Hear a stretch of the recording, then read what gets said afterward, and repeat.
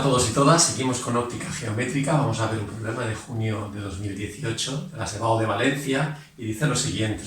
Utiliza un esquema de trazado de rayos para describir el problema de visión de una persona que sufre de miopía y explica razonadamente el fenómeno, con qué tipo de lente debe corregirse y por qué. Bueno, vamos a estudiar qué es la miopía. Fijaos, la miopía, al igual que otros defectos de visión, como podría ser el astigmatismo o la hipermetropía, es una ametropía. Una ametropía es un defecto ocular que ocasiona un enfoque inadecuado de la imagen sobre la retina. En nuestro caso, que nos preguntan por la miopía, existe un exceso de convergencia. Ahora lo veremos luego en el dibujo y haremos otro más tarde. Debido, en numerosas ocasiones, a que se presenta un alargamiento del globo ocular. O también podríamos decir más específicamente que la córnea está demasiado curvada o incluso que el globo ocular es demasiado largo en comparación con el radio de curvatura de la córnea. Pero básicamente podemos decir que presenta un alargamiento del globo ocular, en el caso de la miopía.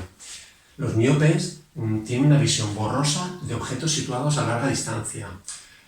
Ahora lo veremos también en el esquema que hemos puesto. Van a ver mal de lejos. En cambio, el punto próximo, que es el punto más cercano al ojo en el que se puede colocar un objeto y ser visto con nitidez, en el caso de los ojos miopes, de un miope, puede llegar a ser de 5 centímetros. Se pueden colocar un objeto a 5 centímetros y poder verlo con nitidez, o un libro, o se están leyendo cualquier cosa, lo ven.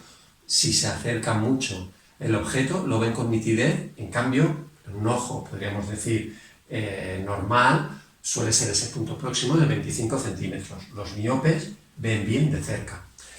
Bueno, fijaos lo que va a pasar. He destacado dos elementos dentro del globo ocular, como partes del globo ocular, tienen muchísimos más: humor vitro, humor acuoso, la esclerótica, la coroides. Aquí tendríamos la córnea, este abombamiento que hay en la parte anterior del ojo.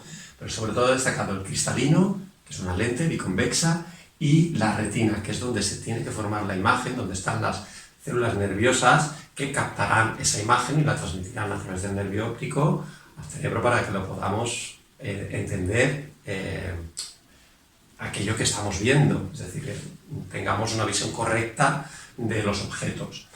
Vale, el cristalino es una lente biconvexa que puede variar su radio de curvatura, puede abombarse y alargarse un poco para poder enfocar tanto los objetos lejanos como los objetos cercanos. En este caso, en los miopes, los rayos que vienen lejanos, de objetos lejanos, que vienen paralelos al eje óptico, se van a refractar en la lente y van a cortar al eje óptico en un punto que no es el que toca, podríamos decir. Deberían de tocar al eje óptico en la retina, donde se puede formar la imagen para ser transmitida correctamente, pero se forma antes la imagen y allí no están las células nerviosas para transmitir la información, están más adelante. Hay un exceso de convergencia.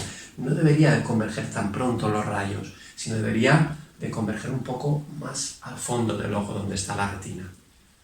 Mirad, os he borrado parte de la información, he dejado el globo ocular de antes y he puesto qué es el punto remoto. Ahora veremos por qué. El punto remoto es el punto más alejado donde puede verse con nitidez un objeto. Para un ojo miope que tiene un exceso de convergencia, lo que tenemos que hacer es poner una lente divergente delante del ojo. Una lente divergente, en este caso una lente bicóncava, y esa sería su representación simbólica, también lo hubiéramos podido poner de esa manera. Fijaos que los rayos provenientes de objetos lejanos, el infinito, que vienen paralelos al eje óptico, van a divergir, se separan del eje óptico para luego converger al refractarse en el cristalino en el punto donde toca, que es la retina. Vale, ¿qué vamos a conseguir al poner una lente divergente delante del ojo? Lo que vamos a conseguir es que el foco imagen de la lente divergente coincida con el punto remoto, que es donde vamos a poder ver los objetos lejanos con nitidez. Luego, al poner una lente divergente, corregimos ese defecto de visión que tiene un miope. Recordad, aquí las palabras clave serían exceso de convergencia en una miopía y la solución, poner una lente divergente.